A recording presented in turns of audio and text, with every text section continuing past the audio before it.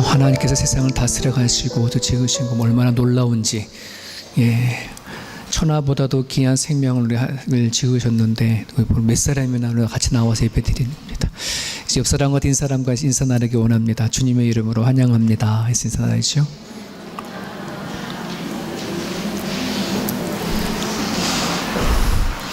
오늘은 지난주엔 저기 앉았다가 오늘 여기 앉았네, 뭐 이렇게. 원래 꼭 예배 드리면 꼭 앉는 자리에 다 계시잖아요, 그죠? 설교에는 여러 설교가 있어요. 뭐 주제 설교가 있고, 또 인물 설교가 있고, 강의 설교가 있고, 또 교리 설교가 있고, 설교의 종류가 여럿이 이렇게 있는데요. 오늘은 본문을 말씀으로 교리 설교를 조금 하려고 합니다. 왜 그러냐면 제가 목회를 해나가면서 특히 뼈대 교리는 되게 중요한 거거든. 기독교 핵심인데 이것을 몰라서 자꾸만 이렇게 왔다 갔다 하는 분들이 좀 있으시더라고요. 제가 중요한 거 두 가지를 여쭤볼 건데 여러분들이 겉으로 내면 다 티가 나니까 마음으로 한번 여러분 답을 해보십시오. 첫 번째 질문은 거듭나지 않은 그리스도인들이 있는가 하는 질문입니다. 거듭나지 않은 그리스도인이 있을까요? 두 번째 질문은 거듭난 그리스도인이 한 번 얻은 구원을 잃어버릴 수 있을까요? 라고 하는 질문입니다. 키포인트는 거듭난이라고 한다는 말입니다. 거듭난 그리스도인이 한 번 얻은 구원을 잃어버릴 수 있을까요? 하는 거죠. 속으로 답해하세요. 답은 딱 정해져 있어요. 한 인터넷 매체 기독교에서 똑같이 질문을 가지고 크리스찬들을 대상으로 설문조사를 했어요.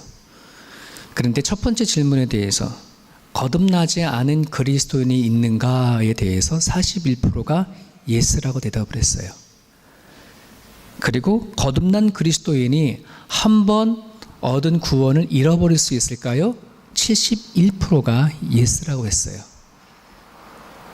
자, 여러분들도 아마 예스 하시는 분들이 혹시나 계신다면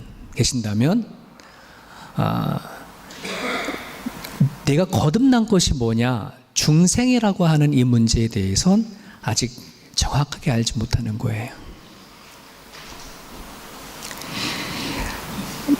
크리스찬들의 절반 이상이 거듭나지 않아도 그리스도인이 될 수 있다라고 대답을 한 거거든요. 근데 그럴 수 없는 얘기인 거예요. 좀 이게 41%, 71%에 해당하는 이 숫자는 오늘날 교회 안에 들어와 있음에도 불구하고 많은 사람들이 혼동하고 또 헷갈려하는 그런 부분들이라 이 말씀을 꼭 같이 나눠야 할 것 같습니다. 그리고 오늘 이 부분을 우리가 녹화를 하고 늘려서 유튜브에 올리거든요. 그래서 오늘 여러분들이 이 말씀을 정확하게 잘 알지 못하시거나 그러신 분들은 또 들으셔서 이거를 정확하게 알고 계셔야 할 부분들입니다.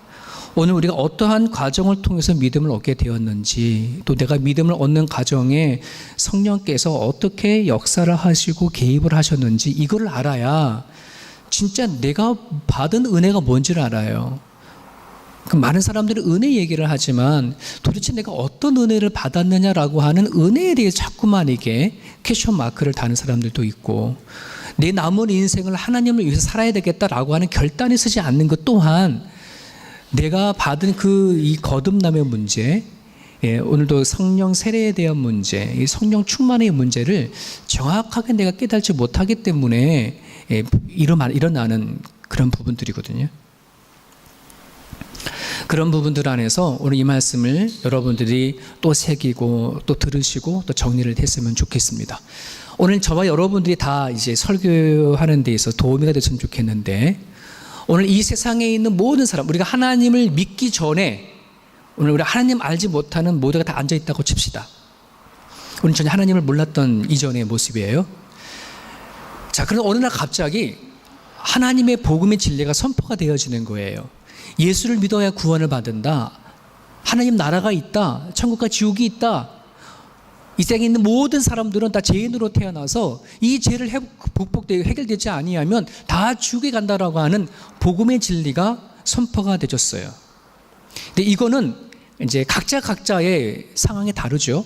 어떤 사람은 부모를 통해서 듣기도 하고, 어떤 사람은 친구를 통해 들을 수도 있고, 또 어떤 사람은 그냥 지나가다가 교회를 바라보고 한번 들어가고 싶어서 그날 교회를 들어갔는데 목사님을 통해 설교 들을 수도 있어요.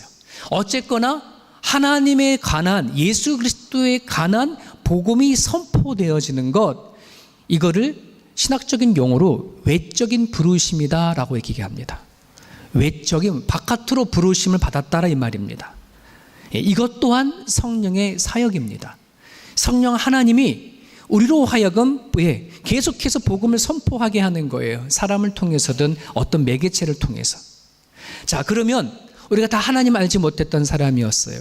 그 복음의 소리를 우리는 듣게 되어 들었습니다. 여기에는 두 부류가 생길 거예요. 한 부류는 뭐 하는 거예요? 받아들여지는 거, 예스 하는 거예요. 복음 소리를 듣고 정말 그래? 내가 한번 그러면 한번 그 하나님 알아봐야 되겠다. 또 예수님의 복음을 또 한번 내가 들어봐야 되겠다. 그 반응하겠죠. 그런 사람이 나타날 거고, 어떤 사람은 들어도 그냥 스쳐 지나가게는 사람이 있을 거라는 말이죠. 믿는 사람이 있고 믿지 않는 사람이 있을 거라는 말입니다. 이거를 신학적인 용어로 효력 있는 부르심과 효력 없는 부르심으로 나눠져요. 하나님께서 부르셨어요. 계속해서 선포를 하셨어요. 복음의 진리를. 어떤 사람에게는 이 복음의 진리가 효력이 있는 거예요. 오늘 이 자리에 있는 모든 사람들이 그 효력을 받아서 여기까지 온 거예요. 어떤 사람에게는 효력이 없는 거예요. 부르심의 소리를 들어도 듣고 흘려버리는 거예요. 왜 누구에게는 이 소리가 효력이 있고 누구에는 효력이 없을까? 우리 고린도전서 2장 14절을 한번 같이 읽어보겠습니다.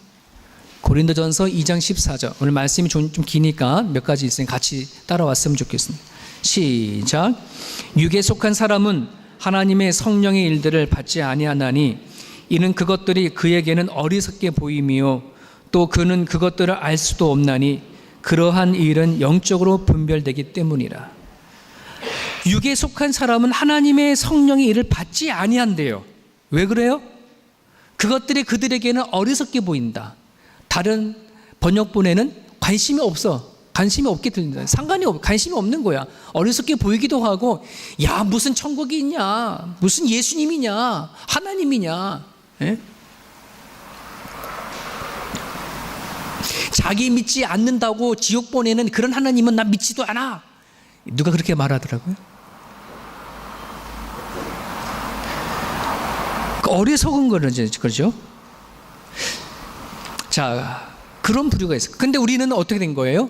그런 사람들은 그렇게 해서 하나님의 부름을 받지 않지만 오늘 이 자리에 있는 곳에서 예배드리는 우리들은 뭐라는 거예요? 효력이 있는 거예요. 효력이 있어서 하나님을 따라가겠다, 하나님 알아보겠다, 이런 사람들은 성경에서는 제자라고 얘기를 합니다. 제자, 예수님을 따라가는 사람들, 무리들. 자, 그런데요, 그 예수님을 따라가는, 복음을 듣고 예수님을 따라가는 사람을 제자라고 하는데 이 제자에도 두 부류가 있습니다. 어떤 부류느냐? 예수님을 끝까지 따르는 사람이 있고 따라가다가 빠지는 제자가 있어요. 말씀을 어디를 보냐면 요한복음 6장 66절에서 67절. 예수님을 따르는 제자가 있고 예수님을 떠나는 제자가 있습니다. 자, 누구는 따르고 누구는 떠날까? 66장 60절 같이 읽습니다. 그때부터 그의 제자 중에서 많은 사람이 떠나가고 다시 그와 함께 다니지 아니하더라. 예수께서 12 제자에게 이르되 너희도 가려느냐? 그때부터가 어느 때부터일까요? 예수님께서 십자가의 도를 이야기할 때부터. 예수님께서 십자가 이야기를 하기 전에는 다 예수님을 한번 따라간 거죠. 하나님을 믿겠다고 따라간 것입니다. 하지만 십자가의 도를 이야기할 때부터 내가 십자가 길을 걸어야 한다. 내가 가는 길은 세상 사람들과의 길과 다르다. 많은 무리들이 예수님 믿으면 복 받고 예수님을 믿으면 뭔가 출세가 뭔가 해결되어지겠다. 그들이 바라는 어떤 부와 권력과 명예와 자기를 채워지는 것을 위하여서 예수님 따랐는데 쫓아보니까 그게 아니더라. 그래서 떠나는 제자가 생기고 그 다음에 예수님을 따르는 제자가 있다는 말이죠. 예수님 12제자에게 물어봅니다. 너희들도 그렇게 할 거냐? 근데 제자들은 뭐 한 거예요? 그럼에도 불구하고 아직 깨달지를 못하지만 주님이 가신 길을 끝까지 가겠습니다. 주는 그리스도시요 살아계신 하나님을 내가 믿으니까 난 따라가겠습니다. 그렇게 고백을 하고 따라가는 거죠. 예수님을 통해서 하나님을 알고 하나님을 사랑하는 마음, 이것이 생긴 거예요. 이것을 내적 부르심이라고 얘기합니다. 무슨 부르심이요? 내적 부르심. 이 부르심은 아무나 다 들을 수 있는 것이 아니에요. 아무나 다 받을 수 있는 것이 아니에요. 외적인 부르심은 아무나 길거리 가도 다 들을 수 있을지도 모르겠어요. 하지만 내적인 부르심, 십자가의 도를 내가 따라가겠다는 부르심. 그래서 고린도전서 1장 18절에는 십자가의 도가 멸망하는 자들에게 미련한 것이지만 구원을 얻은 우리들에게는 하나님의 능력이 된다라고 하는 이 믿음을 가지고 하나님을 따라가겠다 하는 그 부르심을 받은 사람들, 이런 사람들을 뭐라고 하냐면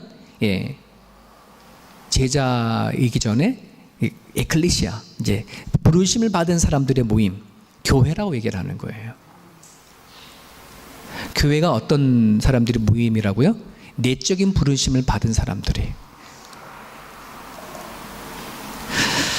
그래서 성경에는 마태복음 22장 14절에 청함을 받은 사람은 많아도 뭐예요? 택함을 입은 사람은 적다. 하나님의 부르심을 들은 사람들은 많으나 택함을 입은 사람은 적다. 근데 그 택함을 사람 어떤 사람이냐? 로마서 8장 28절 29절 같이 읽어봅니다. 시작. 우리가 알거니와 하나님을 사랑하는 자 곧 그의 뜻대로 부르심을 입은 자들에게는 모든 것이 합력하여 선을 이룬다. 하나님을 사랑하는 자가 그 부르심을 듣는다는 것이에요. 하나님의 뜻대로 부르심을 입은 사람들의 특징은 누구냐? 하나님을 사랑하는 자라고 한다는 말입니다. 하나님이 나를 선택했는가? 하나님은 나를 택했는가? 어떻게 안다고요? 어떻게 알아요? 내가 하나님을 사랑하는가를 질문을 던지면 돼요. 여러분, 하나님 사랑하십니까? 하나님 만난 적도 없잖아요. 예수님 사랑하십니까? 만난 적도 없잖아요. 그런데 내가 하나님을 사랑하는 마음이 있고 예수님을 사랑하는 마음이 있어요. 내가 그 마음이 있어서 내가 주님을 믿고 살아가겠다고 결단을 했단 말이죠. 하나님을 뭐예요? 택한 자에 갖고 있는 특징이라는 말입니다. 내적 부르심을 받은 사람, 하사모라고 합니다. 하나님을 사랑하는 모임, 그게 뭐다? 교회다. 여기서 중요한 질문을 하나를 던집니다. 그러면 내가 하나님을 사랑하게 되어진 것이 내 힘인가요? 내가 한 걸까요? 하나님이 하신 걸까요? 다시요. 내가 하나님을 사랑하게 된 것이 내가 한 것일까요? 하나님이 하신 걸까요? 자신 있게 우리는 하나님이 하신 거라 되는 거예요. 여기에서 중생이라는 말이 나와요. 다뤄야 돼요. 거듭남이 여기서부터 나는 거예요. 자, 그럼 다시 처음부터 돌아가면, 자, 외적 부르심이 뭐라 그랬어요? 우리가 살아가는 가정 가운데 누군가가 얘기한다는 것이죠. 복음을 진리를 선포한단 말입니다. 자, 그런데 누구는 그 복음에 효력 있게 듣고 누구는 효력 없이 뿌리친단 말입니다. 누구는 그렇게 하고 누구는 그렇게 될까요? 여기에 중생이 들어갑니다. 거듭난 사람은, 중생을 받은 사람들은 뭐 하는 거예요? 그 소리를 듣는 거예요. 갓난 아이가 태어나면 본능적으로 자기 엄마의 소리를 알아요, 몰라요? 엄마, 아빠의 소리를 알죠. 뱃속에서 10달 동안 있다 하더라도 뭐예요? 아버지 소리를 이 아기는 기억을 하지 않습니까? 왜요?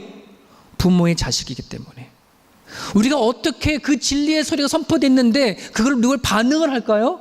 어떻게 그걸 반응하고 하나님을 사랑하는 마음을 가질까요? 거듭난 사람이기 때문에 그래요. 거듭난다는 말은 뭐예요? 중생은 태어나는 걸 얘기하는 거예요. 낳는 것, 태어나는 것. 오늘 여러분들이 그렇게 하나님의 진리에 대해서 반응한 사람은 하나님이 여러분들을 향해서 뭐라고 해요? 낫다라고 한다는 거예요. 여러분, 내가 스스로 태어나고 싶어 태어나신 분 손 들어보세요. 한 사람도 없어. 어떻게 해야지 우리는 태어난 거예요? 부모가 낳아줘야지만 우리는 태어나는 거잖아요. 우리가 부모를 공경해야 할 이유가 뭐예요? 효도해야 할 이유가 뭐예요? 조건 없이 형 공경해야 할 이유가 뭐예요? 내가 가장 소중한 생명이 그들로부터 왔기 때문에. 그렇지 않습니까?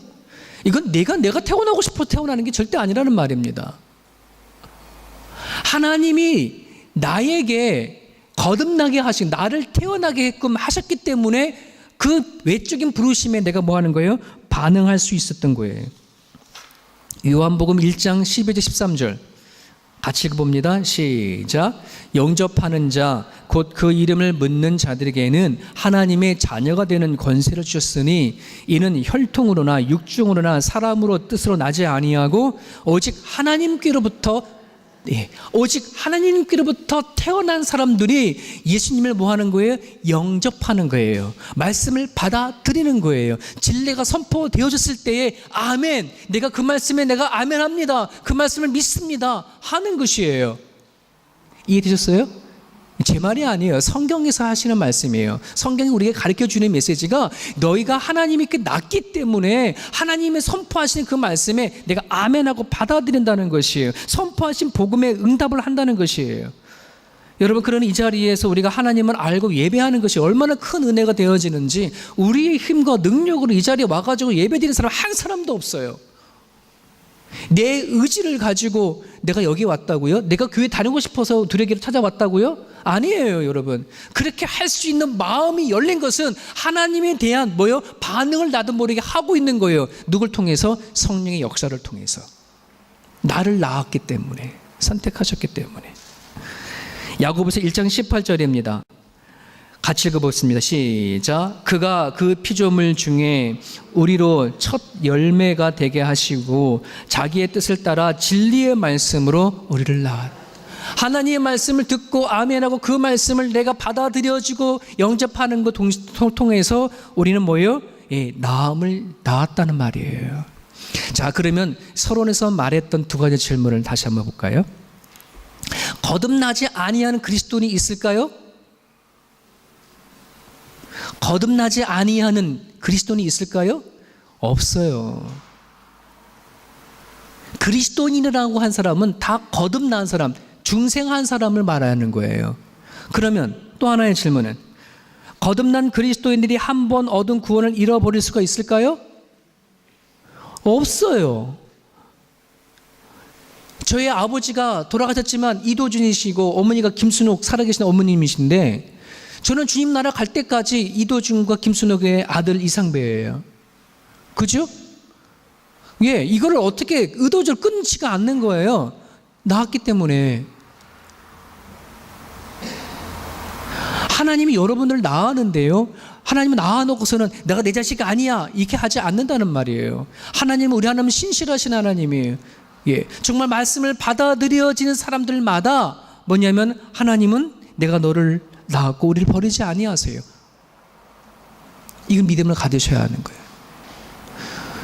오늘 아침에 이 설교를 하니까 누군가 이렇게 얘기하더라고요. 목사님, 그러면 구원파는 어떻게 된 거예요? 어떻게 구원파들도 다 똑같이 이렇게 한번 믿으면 자기네들은 다 구원 받으니까 얻은 거니까 절대 우리는 지옥 안 간다라고 그렇게 하는데, 제가 그랬어요. 하나님을 잘못 말씀을 받아들이는 거다. 정말 내가 거듭났는지 안 됐는지를 어떻게 아느냐? 열매로 아는 거야, 열매로. 좀 이따 계속 말씀드리겠지만 내 안에 열매가 드러나는 거예요. 내 스스로 착각하지 마세요. 정말 나는 예수 믿으니까 받아들이니까, 진짜 그 말씀을 받아들인 자의 삶과 받아들이지 않는 사람은 완전 달라요. 진리의 말씀을 영접하는 사람들은 그렇게 살아갈 수가 없어요. 왜? 성령이 그렇게 내버려 두지 않기 때문에. 확인합니다. 여러분 거듭나셨습니까? 하는 말씀은 진리의 말씀을 받아들이셨습니까? 이걸 믿는 거예요. 거듭나셨습니까? 복을 받아들이셨습니까? 아멘. 자, 그럼 이것을 성경에서는 뭐라 얘기하냐면, 생명의 씨앗을 우리의 심은 것과 같다라고 성경 그렇게 얘기를 합니다. 생명의 씨앗이 우리들 가운데 떨어진 거예요. 여러분, 갓난 아기가 태어났어요. 갓난 아기가 태어나면 이 갓난 아기는 성장하고 자라면서 누구의 영향을 받아요? 부모의 영향을 받아들이죠. 그죠? 얘는 자라면서 엄마 아빠가 말하고 듣고 그 엄마 아빠의 성품을 닮아가고 인격을 닮아가고 커가면서 닮아가는 거예요. 오늘 우리들 안에 떨어진 생명의 이 씨앗이 무엇과 관련이 되어지느냐? 하나님과 관련이 되어져 있어요. 하나님을 닮아가는 거예요. 하나님의 성품을 닮아가는 거예요. 하나님의 인격을 닮아가는 것이에요. 내가 거룩하니 너희도 거룩하라 하는 것이에요.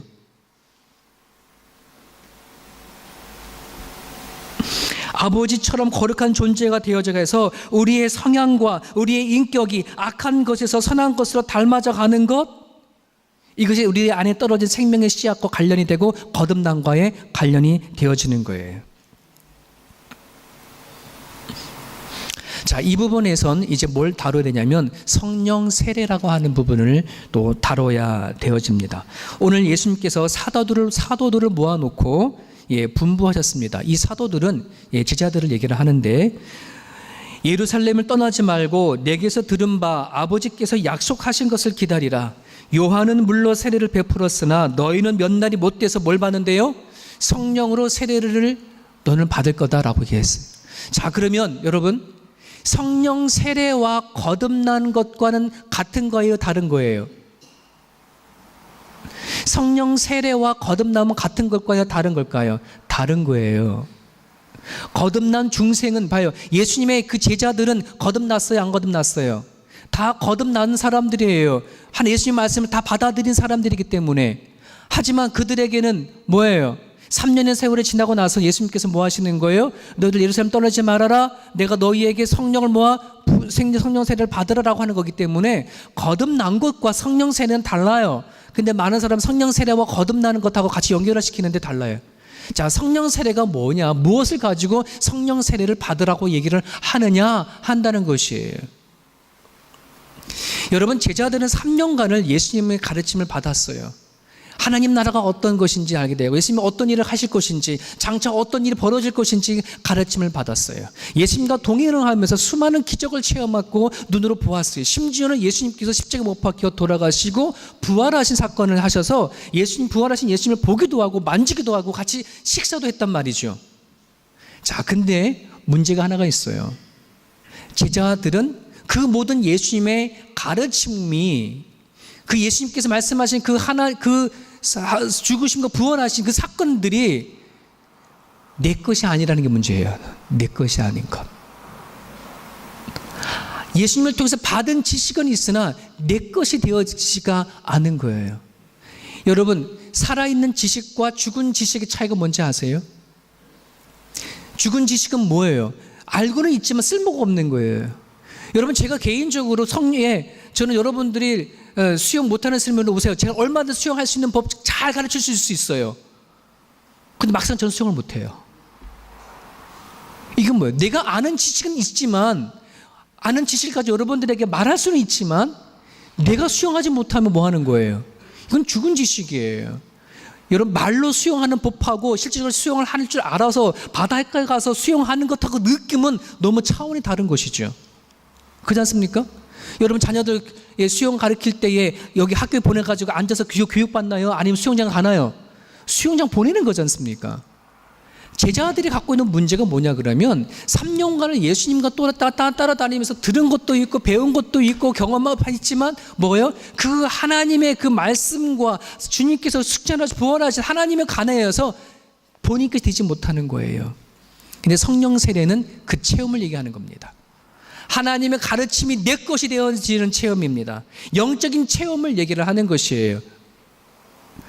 여러분, 사도행전 2장 33절에 하나님이 오른손으로 예수를 높이심에 그가 약속하신 성령을 아버지께 받아서, 예수님이 하나님 성부 아버지께 성령을 받아서 너희가 보고 듣는 이것을 부어주셨느니라. 이게 언제 일어난지 아세요? 마가의 다락방에서 예수님의 제자들이 기도하고 막 기도할 때에 성령의 불이 임하셔서 사람들이 뜨겁다고 얘기하고 입에서 방언이 터지고 영적 체험을 해나가는 것이, 이것을 성령 세례라고 하는 것입니다. 영적인 것을 듣긴 들었지만 자기한테는 전혀 일어나지 않았던 것이 뭐 하는 거예요? 실질적으로 경험을 하는 것이에요. 이걸 성령 세례라고 하는 것입니다. 아마 이 자리에 앉으신 계신 분들 중에서는 이 성령 세례를 받으신 분들도 계시고 받지 않으신 분들도 계실 거예요. 대부분 많은 분들이 간증한다는 얘기를 들어보면 그 첫 번째 성령 세례 일어나는 것을 가지고 대부분 간증하시는 분들이 많거든요. 이것을 가지고 성령 체험이라고 얘기하는 거예요. 이 첫 체험을 통해서 제자들은 뭐가 되냐면 사도가 되는 거예요. 사도. 여러분, 제자와 사도의 차이가 뭐냐면, 제자는 가르침을 받는 사람이에요. 예수님을 따라가는 사람이에요. 가르침을 받고 따르고, 하지만 중요한 것은 이 사람들이 뭐예요? 나가서 가르쳐야 되고, 나가가지고 뭔가 자기가 경험한 것을 얘기를 해야 되어지는데, 성령 세례를 받지 아니하고서 뭐예요? 가가지고 말할 수 있는 게 약한 거예요. 그래서 예수님께서 이들 제자들을 너희를 떠나지 말고, 예루살렘 떠나지 말고 가만히 앉아서 성령 세례를 받을 때까지 기다려. 이들이 성령 세례를 받고 나서야 그 3년 동안 들었던 예수님의 지식과 경험과 그 모든 것들이 뭐예요? 자기 것이 되어져서 뭐 하는 거예요? 나아가서 말씀을 전하는 사도, 보냄을 받은 자라는 뜻이에요. 제자와 사도의 차이는 뭐냐면, 가르침을 받는 자냐, 자기 것을 삼고 나가 선포하는 자냐의 차이점이에요. 오늘 두레교 성도들이 보냄을 받은 자가 되기를 주님의 축복합니다. 들은 거 내 것이 되어줘야지 돼요.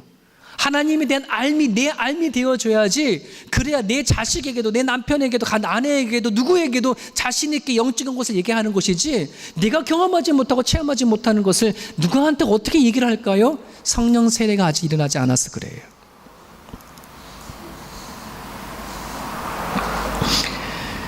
성령 세례를 씨앗으로 비유한다면, 아까 내 안에 전혀 없는 이 마음의 밭에 생명이 있는 씨앗이 떨어진 것을 뭐라 얘기한다고요? 거듭남, 중생.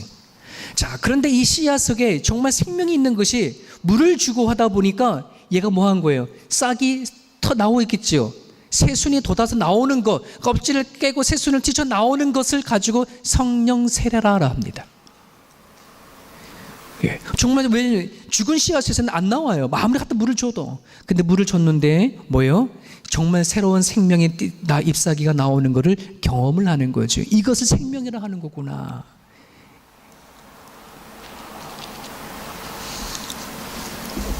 이것이 성령 세례라면 성령 충만이라고 한다는 것은 뭘까요?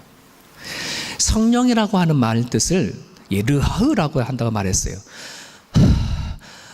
이게 르하으예요. 숨.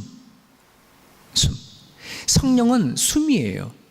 오늘 제가 여기 서 있는 건 숨 쉬기 때문에 제가 살아있어 있는 거거든요. 그래서 숨을 다른 말로 생명력이라고 얘기를 해요. 그러니까는 성령은 숨이며 숨은 그 생명력을 얘기하기 때문에 성령 충만이라고 한다는 말은 생명력이 충만한 거예요. 얘기하는 것이에요. 여러분, 씨앗의 새순이 나왔어요. 이 새순이 성장하고 자라나가지고서는 뭐요? 자라서 열매를 맺기 위해서는 끊임없이 뭐가 공급되어져야 돼요? 영양분이 공급되어져야 돼요. 물이 공급되어져야 돼요. 이것을 성령 충만이라고 하는 것이에요.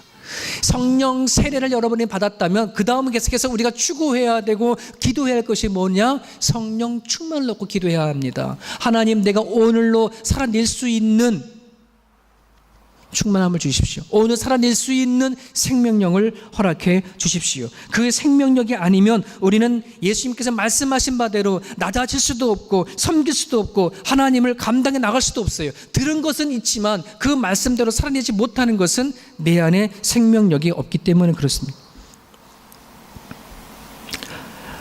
내가 성령이 충만한가 충만하지 않은가, 이것을 어떻게 알 수 있을까요?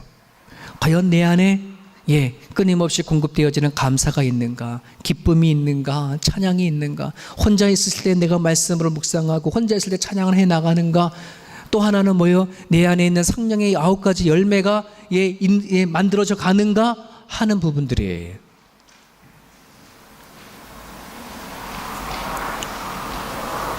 사랑하는 여러분, 우리가 교회 안에서 부흥이라 얘기하고 성장이라 얘기를 할 때에 여러 저기 많은 얘기를 할지 모르지만 진정한 부흥은 다른 게 아니에요.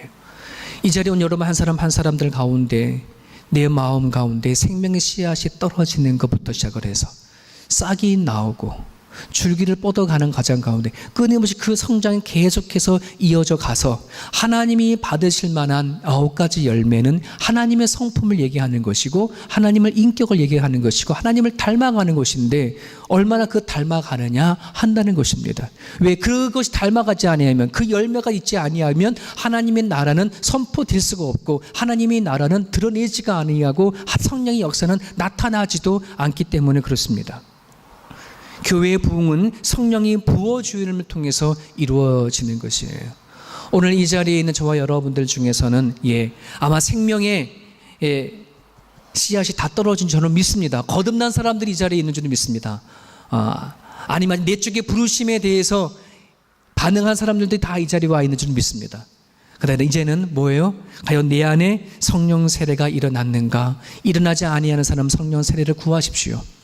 성령 충만을 아직 일어나지 않는다면 성령 충만을 구하셔야 합니다. 예수님으로부터 오는 생명력을 여러분이 끊임없이 받아 먹고 누리실 수가 있어야 합니다. 그래야 여러분들이 성장하고 자라는 것이에요. 여러분 이제 이해가 되셨죠? 우리가 거듭남 중생의 이야기, 성령 세례, 성령 충만의 이야기, 그리고 성령의 열매까지 여러분들이 하나님 안을 만나야 하셨을 때 우리가 이루어져야 할 과정이고 그것을 분명히 우리가 알아야 앞으로 내 삶 속에서 무엇을 놓고 기도해야 할지 어떤 은혜를 가지고 구해야 할지가 결정되어 믿습니다. 우리 같이 한번 기도하겠습니다.